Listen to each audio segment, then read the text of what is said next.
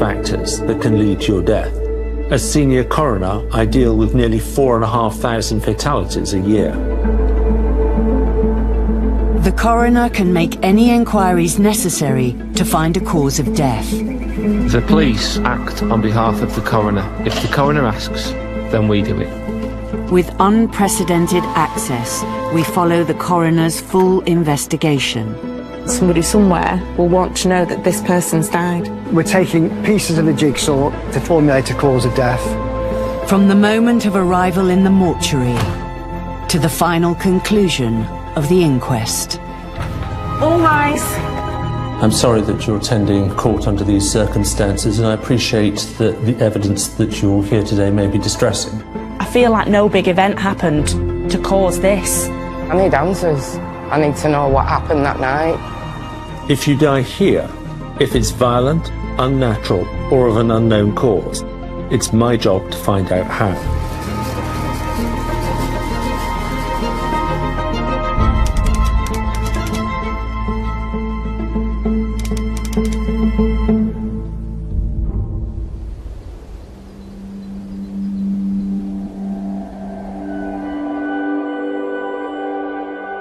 I was 13 when I met Jake. And then when I got to 16, that's when we ended up being together. He was just daft. So daft. You watch videos now and it's of him like dancing in the front room, and he always just made me smile. I remember once he said to me, "I promise to make you laugh for the rest of your life." I loved everything about him. He's all I've ever known. In every, it was just what I was used to. He was my best friend. We were always together. Sorry. Yeah.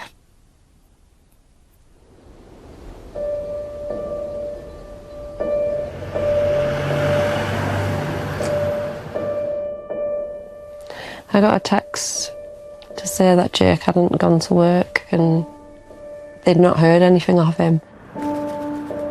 Sometimes he'd skive and have a day off work if he had a bit of a hangover from partying too hard with his friends the day before, and that's what I thought it was.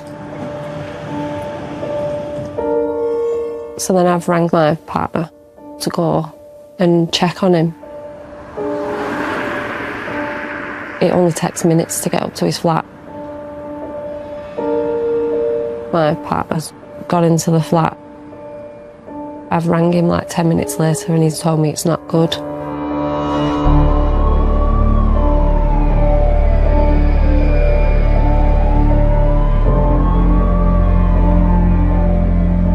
I've just ran outside in my pyjamas, got my neighbour to watch the girls and ran up there as fast as I could. Then I remember being in the car thinking, how are all these people on the road just carrying on with their normal business? Do you not realise my whole world's just fallen apart? It was horrible.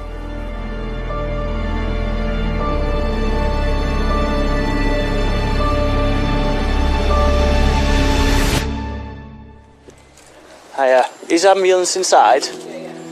Yeah. Okay. Hi. You alright? How old is he, sorry? 26. 26, 1 month. Is he known to you guys for any sort of medical reasons or anything like that? No. So, last night he's been out. He has gone out for a meal with a lad from work. Family have told me that. It's gotten a bit later on and they've not heard anything.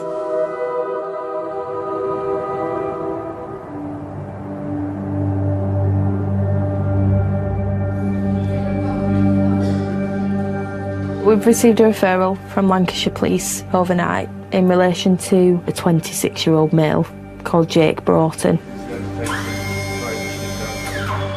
Police received an emergency call after some of Jake's friends and family weren't able to get hold of him. His family have gone to his house to check on him and check he was okay, but sadly they have entered the house and found him deceased.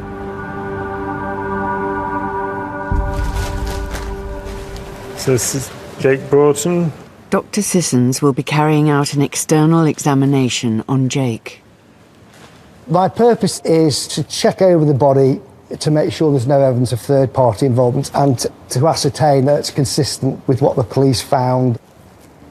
There's no obvious previous injuries there. Can we have a look at his back? Yeah, of course. And there's nothing at all there. I'm basically looking for any previous self-harm injuries, particularly to his wrists, checking the hands and the knuckles to make sure he's not been involved in any altercation, but at the moment I can't see any such marks. So we've identified a broad ligature mark which extends from below the right chin to the occipital region. When it happens completely out of the blue, I think it must be so hard to deal with for all those concerned, and it is massively sad. In terms of Jake's medical history, he doesn't have any medical problems. He doesn't have a complex history in terms of his mental health, so sadly it does leave a lot of questions for the family. There's a small bruise on the outer aspect of the right upper arm, 3 by 1 cm, but apart from this there are no other marks of injury or violence. Let's be done.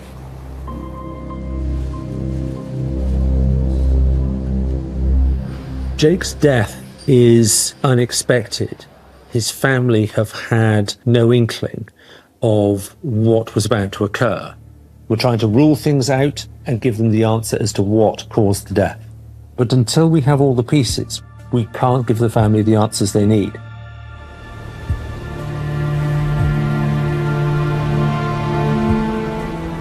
I can't understand it, because he always seemed so full of life every time you saw him, you know, big smiles, belly laughing, and, you know, he started a new job and we're enjoying that. We had an air hostess girlfriend, you know, you think everything would be okie-dokie. He's never said anything. He's always been happy. We didn't think there'd be anything wrong. Right now we've got a lot of questions going around our heads, but we don't have the answers for it.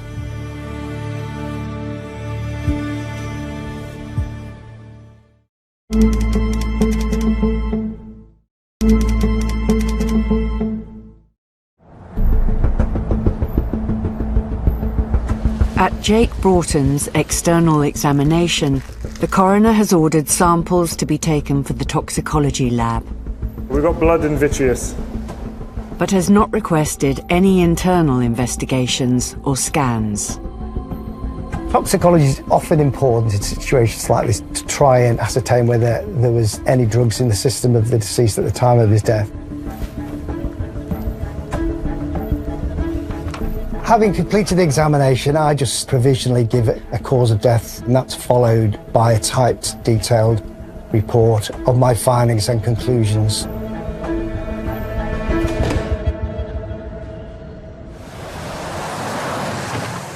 At the time of his death, Jake was training to become a qualified electrician, working alongside his best friend, Jack. This van was spent every day in. Every morning I get in the van, connect my phone to Bluetooth, but I've always got to change the Bluetooth because the first name's Jake. So every day I've got to change it from Jake's phone to mine. I haven't brought myself to delete it yet. I think if I delete that, it's like it's over, it's done.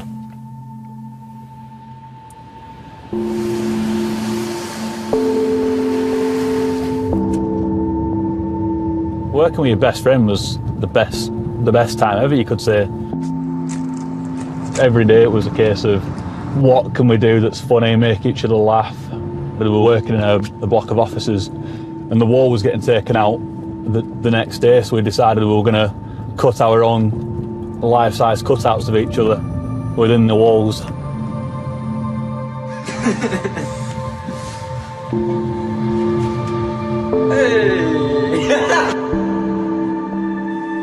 It's hard to fill that gap. I've got another best friend that works with me, but it was the three of us No, it was the 2.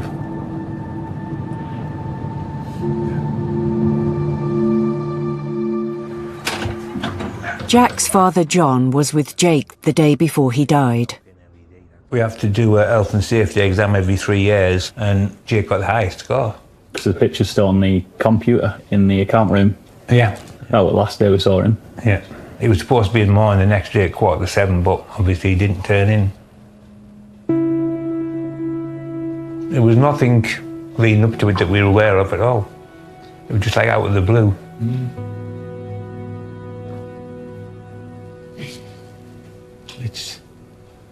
It was quite a shock, because I'd never expected anything like that at all. It's sad, isn't it? It is.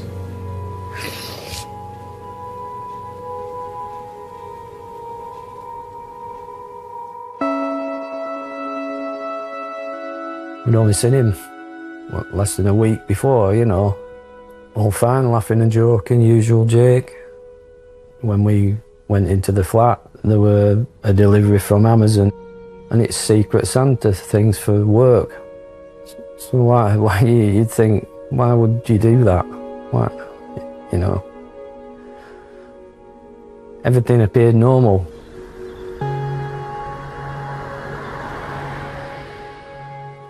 He was just like a star entertainer. Always happy. He always had a lot of energy from an early age. He was so friendly. You know, we'd be sat in the house and there'd be a string of girls outside the window. But yeah, he had everything going for him. Literally everything.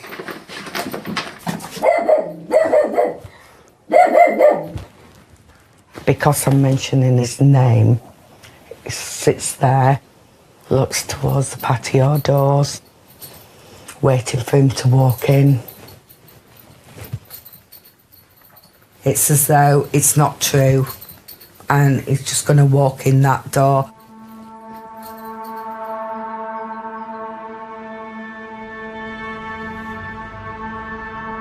That night, he'd been out for a meal with his friends, he'd been to work.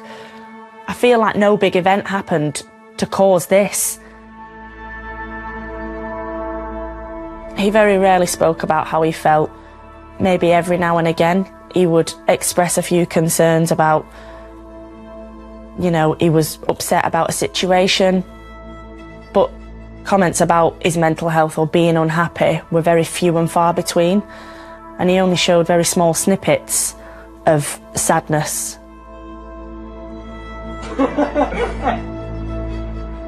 He was like the life and soul. He'd always be there at the parties and out on the weekend. Jake was such a lovely lad with a big personality. He just liked to party, have a good time with his mates. But his drinking, obviously, the recreational drugs. It scared me, really scared me. He wouldn't openly tell you that that was an issue or say that he had a problem. He was very in denial with it. I would say that it was a problem, but he would not openly admit that.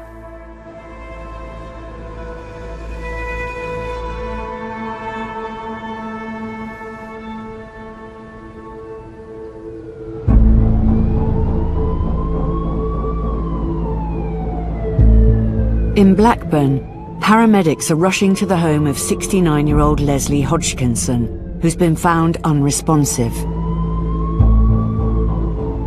Attempts to revive him are unsuccessful, and he's pronounced dead at home. First of all, my condolences. Thank you. Initially, I've attended scene following the report of a sudden death. The police protocols for us to attend on behalf of the coroner. We have to check the body for any marks to see if there's anything that would show that it would be a suspicious death. Obviously, for dignity, I've asked the family members to leave the room.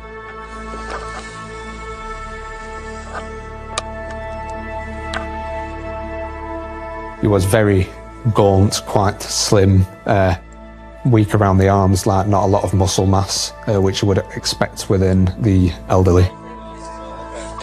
Yeah, I'm happy this isn't going to be suspicious. Can we please get a duty funeral director out?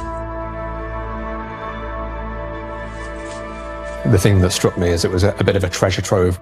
He had animal collectibles around the house, and it was really a representation, I thought, of what his character was. It was very much his space.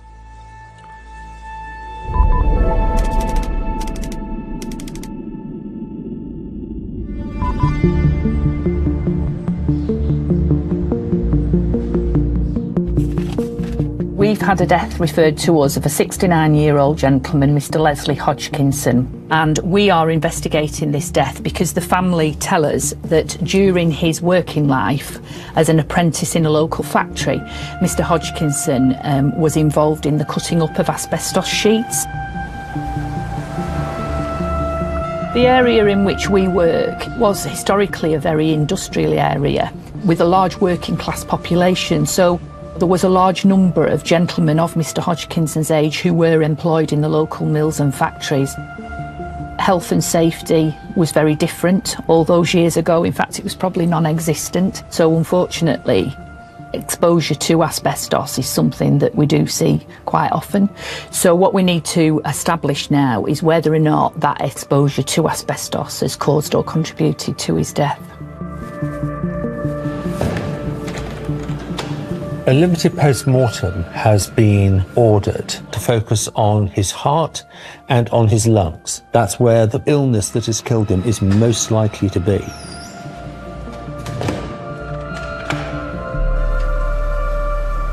So I'm just going to remove the heart and lungs, so it's limiting the post-mortem as much as possible so that we disturb the body no more than we need to. We know this man's a joiner, and people working as joiners might come across large quantities of asbestos which they have to deal with. Asbestos can cause tumours in the lung, which I'll be looking out for today, and they can also cause fibrosis, that's diffuse scarring of the lungs, and that's called asbestosis. So it's immediately clear that there is some asbestos-related disease. We've got a big lump of calcified fibrous tissue. They're called plaques, and that's actually stuck down to the lung here. So that plaque, although it's originated from the chest wall, has actually become stuck down to the lungs. It's not a serious condition, but it's an indicator that the person has been exposed to asbestos. The invasive post-mortem needs histology to confirm whether asbestos has contributed to Leslie's death. I'm taking lots of small pieces of lung tissue from both lungs, send them off to the laboratory, and they process them, and we end up having very thin sections to look at down the microscope to see if there's any asbestos-induced disease going on. Asbestos is made up of very tiny, thin crystals that you can inhale into your lungs. In the 1960s and 70s, it was a very common building material. It was unknown that the dust caused significant illness to people breathing it in. I'm involved with cases like this, I'd say once, twice a month, once a fortnight. So there's still a lot of asbestos-related disease to people getting exposed in the 70s and 80s. The repercussions of the asbestos use is, 20, 30 years later, we're still seeing it, aren't we? Yeah. Exposure to asbestos doesn't immediately cause problems, but when it does develop problems, they're usually serious. Dr. Sissons must also take samples of Leslie's heart. After we've examined the lungs and the heart, we'll hopefully be able to provide a cause of death. Right, I'm done.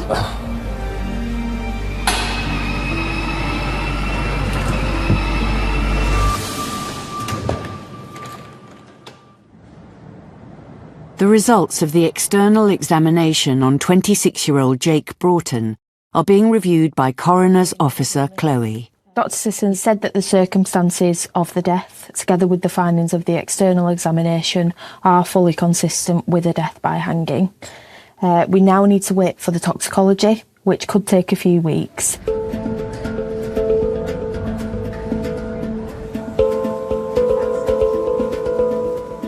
Dr. Avey has asked me to perform a drug screen to look for any drugs that may have been taken in the hours before he died. That may be prescription drugs to make sure he was adhering to drugs, or maybe he may have taken illicit compounds, or possible that he'd been drinking alcohol before his death. Drink or drugs can affect the way that you perceive obstacles or difficulties when you're under the influence. We don't know whether or not he's had a drink, taken drugs, and whether or not this has affected the way that he makes decisions. Our testing can provide the families with some useful knowledge of what happened in the hours before that person died. I do think something will come back in toxicology. I don't think he'd have done that on a sane mind. Because, like, Arla was his world, like my first child. One more time. Jake's turn.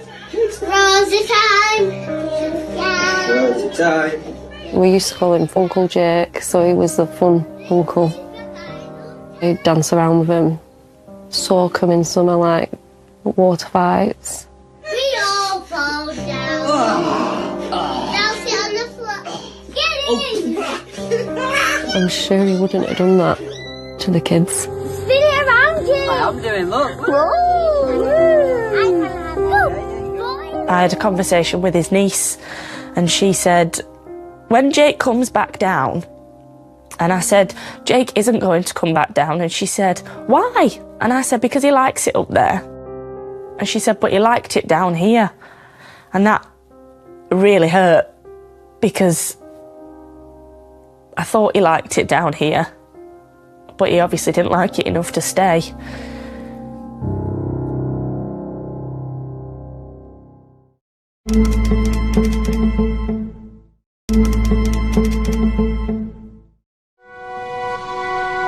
Coroner's officers are investigating the death of 69-year-old Leslie Hodgkinson and whether it's connected to asbestos.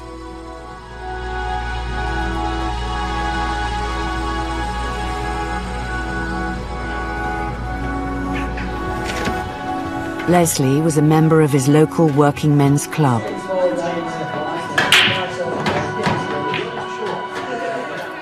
Les was a typical working class man from a northwest town. As soon as you walked in the room, it lit up. You knew you were in for a good night once Les come in. I heard about Leslie's passing through a phone call. As soon as I come off the phone, my wife said, who was that? And I said, it's Les. And she knew right away to come and give me a hug. And I'm not one for hugs, but she knew that night I needed a hug because I'd lost my best friend. Yeah. I think you can count your true friends on one hand. And I think he took 3 of my fingers up. So that's how close it was. It hit me bad. His love for birds were unbelievable. We used to go many a time over to Manchester to do his pigeon racing. He always made sure he come back to Bolton where we could go and get a pasty. We used to have a lot of conversations, heart-to-heart conversations, and he used to tell me about his joinery days. In them days, joiners' shops usually made coffins as a sideline, and Les would cut in the asbestos to go inside the coffins. So he certainly did use asbestos, but it was the in material, weren't it? It was used for everything. See, there were no health and safety, were there? No. The only health and safety is making sure that you had your flask filled of a morning. Not what you had on your feet and gloves and goggles, it were what you had in your thermos.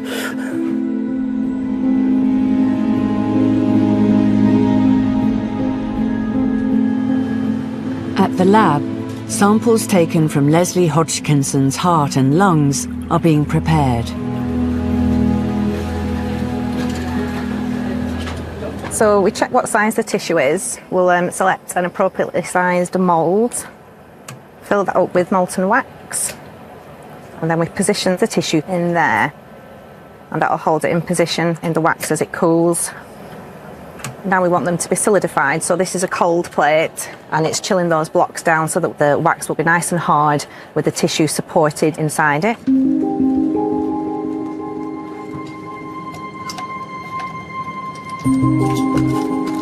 So this is the microtome. So every time we turn the handle, it moves forward by 4 microns, and that's about 1 cell thick. And we've got these incredibly sharp blades. They're really, really sharp, so we have to be very careful. So we slot it into there, and that grips it in place. Moving this backwards to align the tissue up with that blade. Really gently and slowly.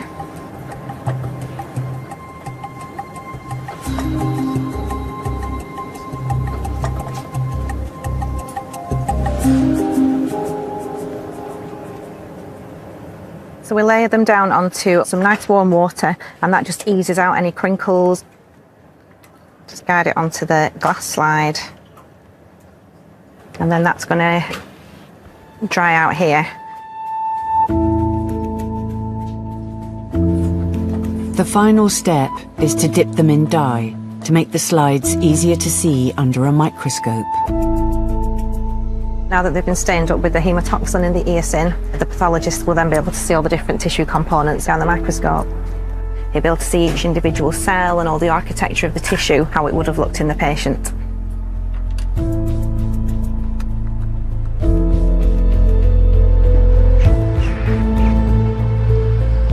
I'd definitely like to know what the cause of his death were, because if he died with asbestosis, someone's the cause of that.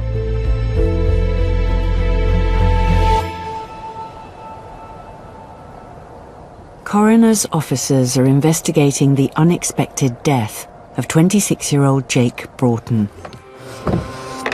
His family is still processing what's happened.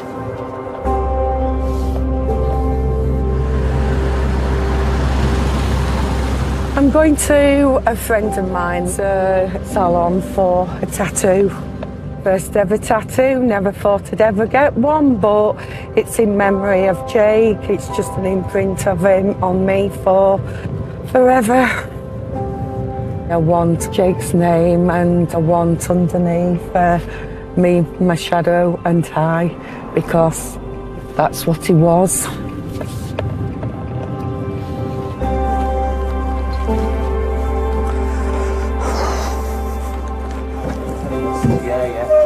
Hello. You okay? Yeah. Give us a hug. Right, Let's go? Yeah. So nice and still, okay? As still as you can be.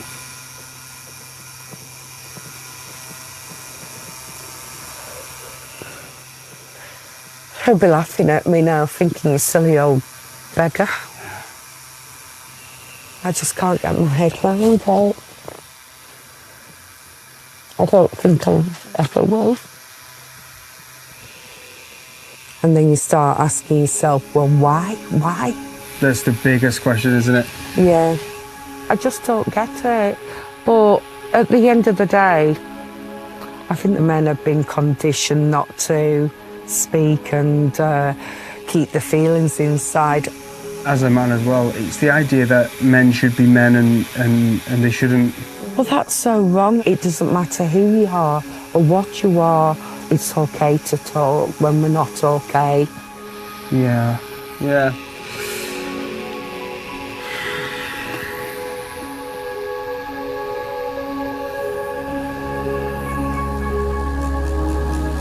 Jake's family believe that he may have been hiding mental health problems around the time of his death. His dad, Keith, is heading to meet a men's suicide prevention charity near his home in Glasgow to search for answers. Yeah. Go ahead, pal, when you come. Just put them out so there's plenty of space for guys to come in, eh? Okay. How many people are you expecting? We've been averaging about 14, 15 here, so... 15? Aye, which is good numbers, eh? So we'll see who turns up tonight. Obviously, we started in 2016 after a young man, Andy Roberts, took his own life. We just wanted to stop other families going through that loss and devastation and encourage the conversation. Because we're shit, as men, we're shit at talking about the stuff that we need to talk about, because we're not brought up like that. So I think it's important to open up and normalise the conversation around mental health and particularly suicide, because it's still seen as a taboo subject. From my son's point of view, he never said anything to anybody. It was total shock. Talking from my own struggles with mental health and a failed suicide attempt, I didn't want to talk to anyone about what I was going through. And I genuinely thought I was the only guy going through what I was going through and no one else would understand, because I was brought up that big boys don't cry. You should man up and shake it off and bottle it up. We now have almost 180 groups across the UK. Nearly 4,500 men a week walking through the doors, so if we can get a group within 30 minutes, every man in the UK, the more chance we've got of saving lives. As you say, if it can stop one person from doing what my son did, then that's a positive to us.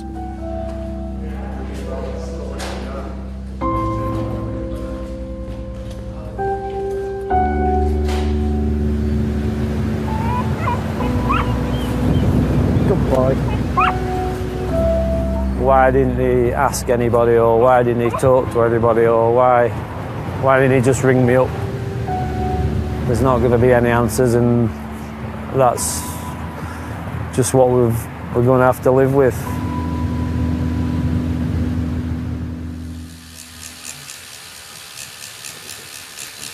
Done. When you want, okay, stand up slowly, and then you can check it out, okay? Oh, wow. Wow. Wow. Amazing.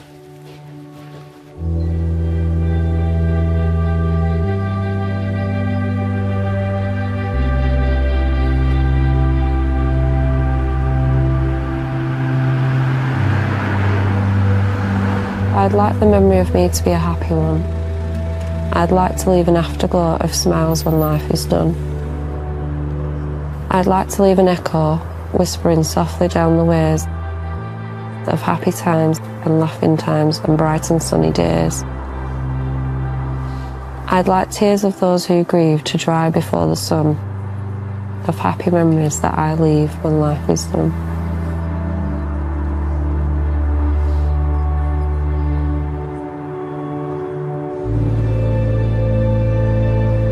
Jake's death is an unnatural death and will have to go to inquest.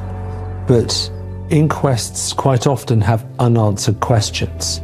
So it will be very hard to understand what has happened in his final moments. That's always with the deceased person.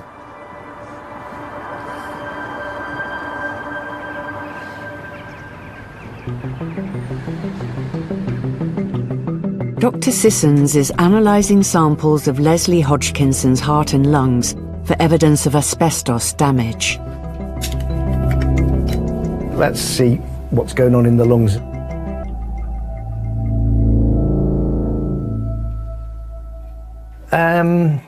Although we know this man has been exposed to asbestos, there's no asbestos bodies that I can see in his lungs. There's no evidence that he has asbestos-related lung disease.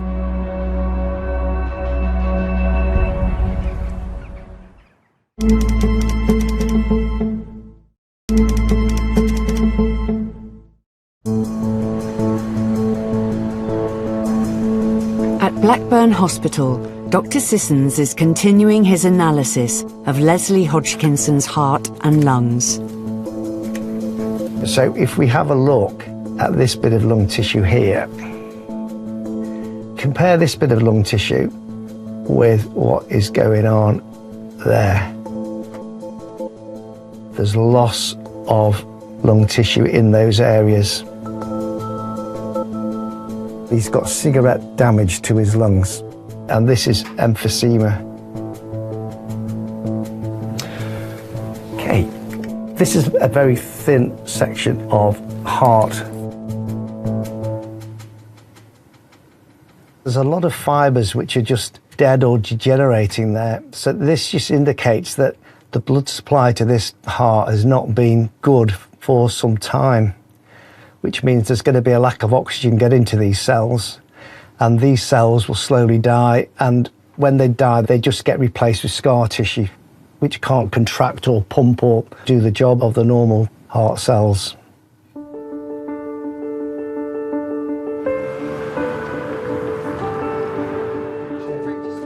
We've now received the post-mortem report from the pathologist, Dr. Sissons, and there's no evidence to suggest that that exposure to asbestos has caused or contributed to his death. The cause of death will be acute cardiac failure, and contributing factors of chronic obstructive pulmonary disease and pneumonia.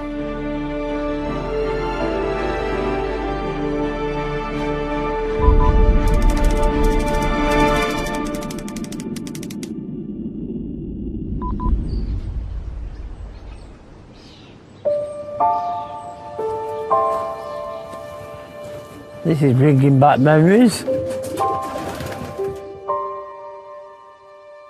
When you lose a close friend, it takes some getting used to. And I miss him. I'll never find another friend like him. He's an absolute wonderful bloke. Yeah. Yeah.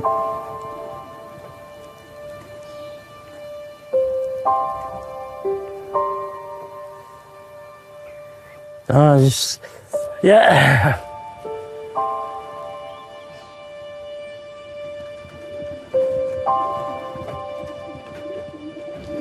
Les was happy outside with his birds.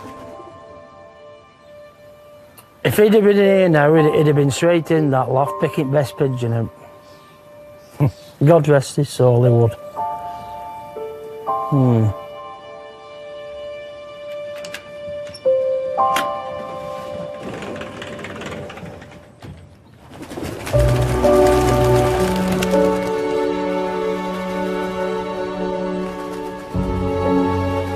Got some speed on them.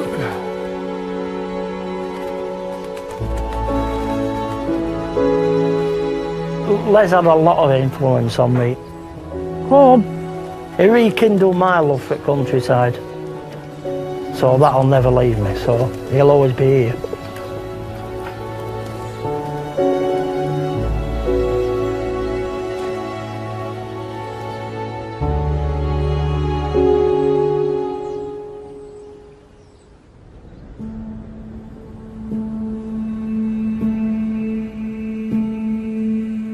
It's the day of Jake's inquest. Good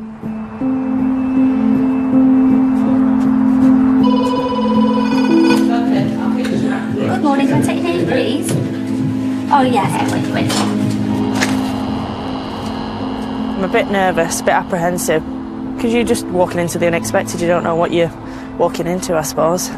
It's horrible. It feels a bit like a nightmare, doesn't it? So once this is over, hopefully we can start to like rebuild ourselves a bit.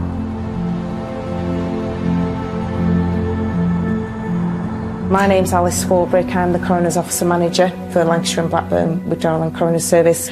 So the coroner today is Dr. James Aidley. He's the senior coroner. Coroner's Court is like a magistrate and a Crown Court. The only difference is we can't prosecute, we don't apportion blame, we're a fact-finding process. An inquest asks 4 questions. Who has died? Where and when the death occurred? And usually the most difficult question of all, how someone has died. In this case, there's the question of, did he intend to take his own life and succeed by the means he adopted? And whether or not drink or drugs are related to his cause of death. All rise.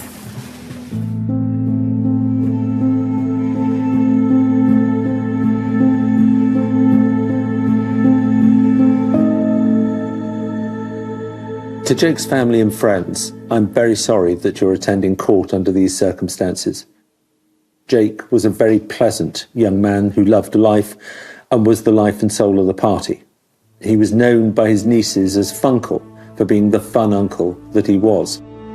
He was also described by his partner and his sister as having a sensitive side, that he didn't deal with certain things very well and could take them out of proportion.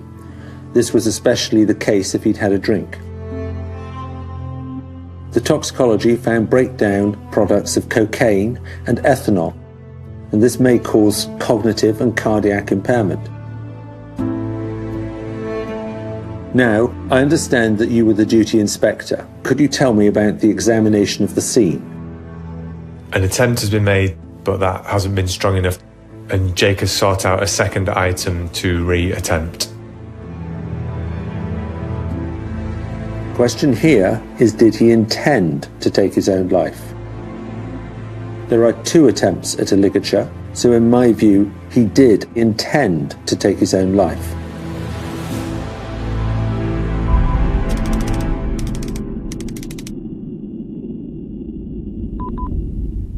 This is an extremely tragic outcome, but it's a recurrent theme in the way that young men take their lives. It tends to be impulsive acts that if they'd had more time to consider it, they would still be with us today. Suicide is the leading cause of death amongst males under 35 years of age in the UK. It is something that needs to be addressed in order to prevent tragic cases like Jake's occurring again.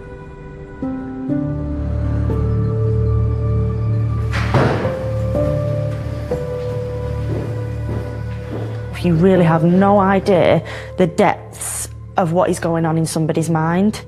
And I think that is a big problem with men and mental health. I had no idea how intense these feelings and thoughts were going on, and I didn't know. Nobody knew. Otherwise, we would have definitely driven him to have done more. The initiatives to try and get men to open up are so worthwhile. They stop families like this having terrible tragedies. There is always an answer. I can tell you now that everyone would have solved every problem that Jake would have ever had to just have him here. If I could turn the clock back, I'd do so many things differently. But I can't change what's happened. I obviously wish I could. I'd take everything away. It's just my best friend, I've lost him.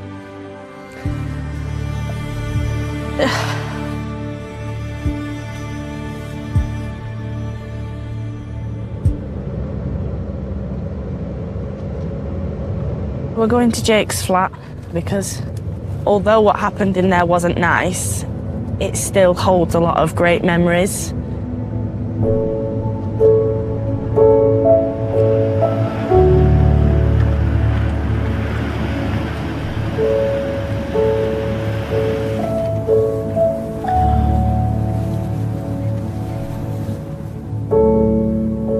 I've been here a couple of times since he's passed away. I stand here and remember times when we've taken selfies walking down these stairs, and we've been on our way to a night out, and when he used to come home from work, he always used to look up at that window, and when he'd say, "I'll be home at 6," and it got to 10 past, I'd be waiting at the window, and when he'd get in, he'd say, "I knew you'd be looking at me out the window." I'd say, "I've been waiting here for you." Yeah. It brings back a lot of memories, but good ones.